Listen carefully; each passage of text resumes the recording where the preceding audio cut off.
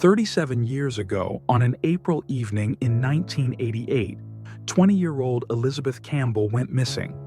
Her disappearance remains one of the most mysterious and grim cases in the small town of Lampasas, Texas.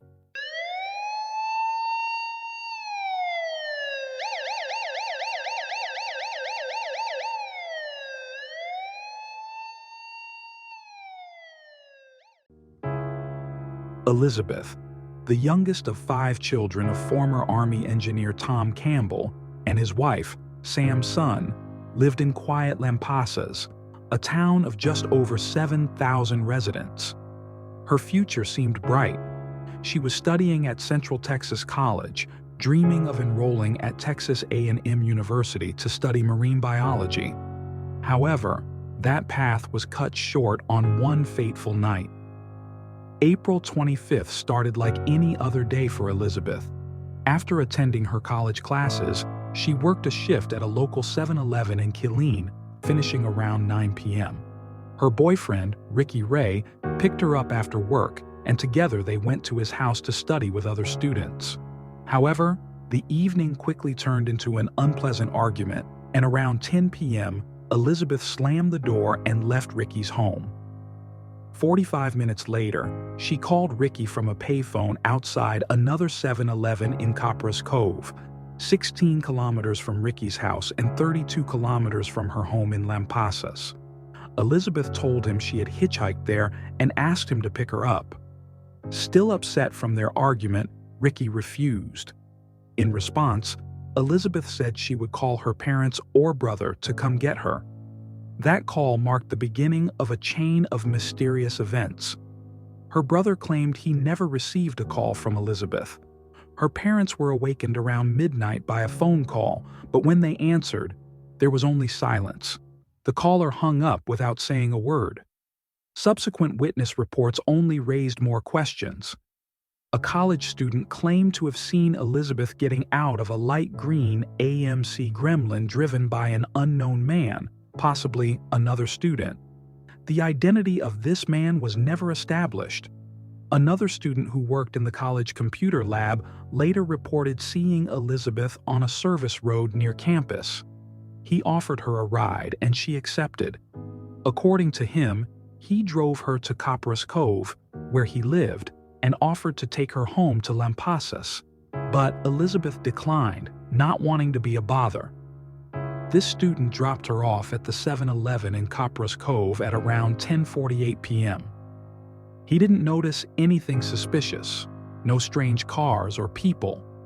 However, a key moment soon followed, as later recalled by the store clerk. He saw Elizabeth using the outdoor payphone before getting into a silver or white car with a vinyl top, possibly a GMC or Pontiac. The vehicle drove south, away from Elizabeth's home. That was the last time Elizabeth Campbell was seen alive. 2 weeks after her mysterious disappearance, witness reports began to emerge.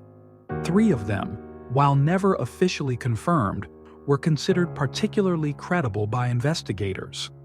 The first report came on May 1st, 6 days after Elizabeth vanished.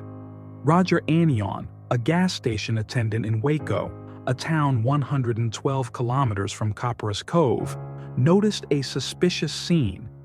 An Asian-looking man was refueling a dark blue or black car. While the gas pump was running, he opened the passenger door and practically pulled a woman out of the vehicle. She had Asian features and appeared tense. Roger saw the man roughly grab the woman's wrist. Their interaction didn't resemble a friendly conversation. There was a heavy sense of tension in the air. When the man went inside to pay for gas, the woman stood still with her head down. But for a brief moment, she looked at Roger, as if wanting to say something. This silent plea was cut short when the man returned, tightened his grip on her wrist, and said something sharply in a foreign language. Frightened, the woman quickly averted her gaze. Around the same time, a second possible sighting of Elizabeth occurred in Copperas Cove. A local cafe waitress, Michelle Christensen, claimed to have noticed a girl resembling the missing student. She was in the company of an Asian-looking man who, just like in Roger's story, firmly held her wrist. The girl didn't speak, avoided eye contact, and kept her gaze fixed downward. It seemed as though she was afraid to draw any attention to herself. On July 10th, 6 weeks after Elizabeth's disappearance, a new witness account surfaced from Garland, 290 kilometers from Copperas Cove. Virgie Johnson, a local resident, reported seeing a young woman leaving a store.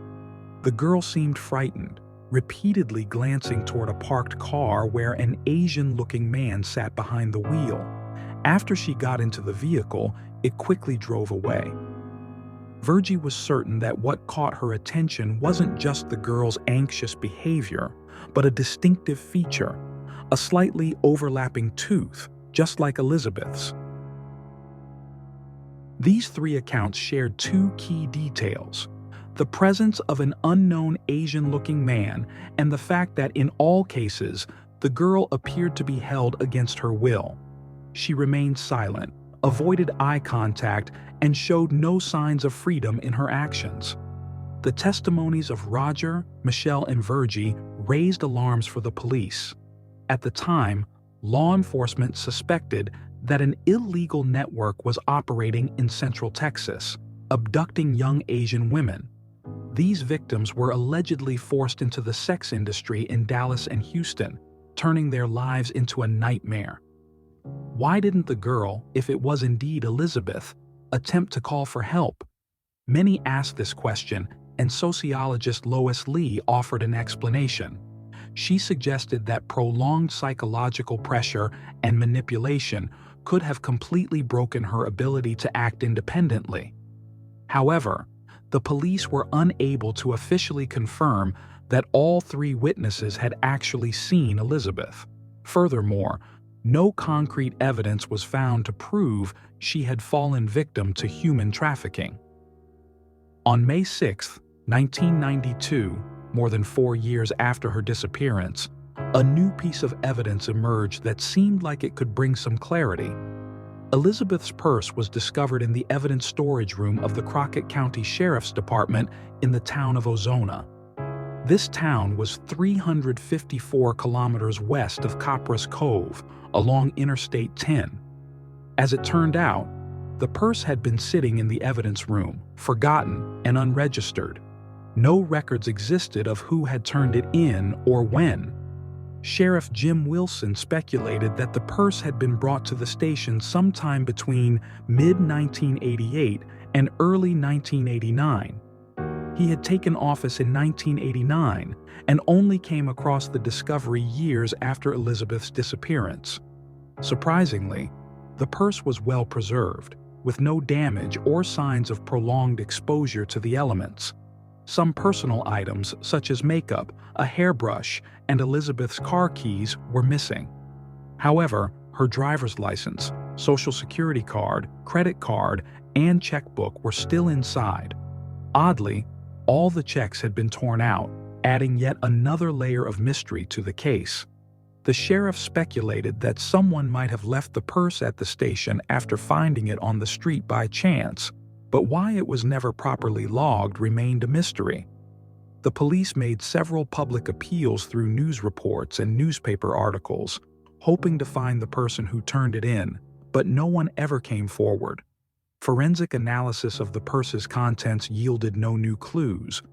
Elizabeth's disappearance remained as inexplicable as it had been 4 years earlier.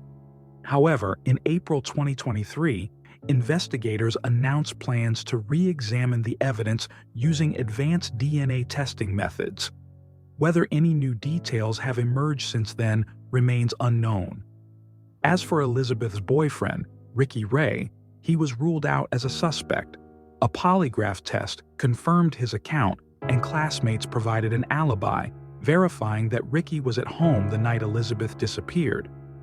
Some believe that Robert Rhoades, infamously known as the truck stop killer, may have been involved in Elizabeth Campbell's disappearance. One of his victims was found near the town of Ozona in 1990, the same place where Elizabeth's purse was discovered 2 years later. Rhoades, a long-haul trucker, frequently traveled through central Texas and was no stranger to the area. However, despite the similarities between his crimes and Elizabeth's case, investigators have never officially named him as a suspect. Another possible suspect, serial killer Kenneth McDuff, was also ruled out.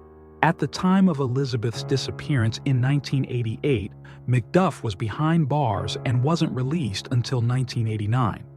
Authorities are also interested in another man. Witnesses reported that on the night Elizabeth was last seen, an unknown driver picked her up near the 7-Eleven in Copperas Cove. He was described as a young man, possibly a student, driving a light green AMC Gremlin. His identity remains unknown to this day. Adding to the mystery is a call that was made from a payphone to the police station. A man claimed he had seen a woman resembling Elizabeth walking east along Highway 190. This contradicts other accounts, as her home in Lampasas was in the opposite direction. The caller gave a fake name, a false address, and only mentioned that he was from Copperas Cove. Who he was and why he made that call remains a mystery. Elizabeth Ann Campbell disappeared on April 25, 1988, at just 20 years old. If she were alive today, she would be 57. And that concludes our coverage of this tragic story. If you found this video informative or thought-provoking, don't forget to subscribe to our channel for more updates on cases like these. We'd love to hear your thoughts in the comments below. Feel free to share this video with your friends and give it a thumbs up if you found it valuable. Thank you for watching.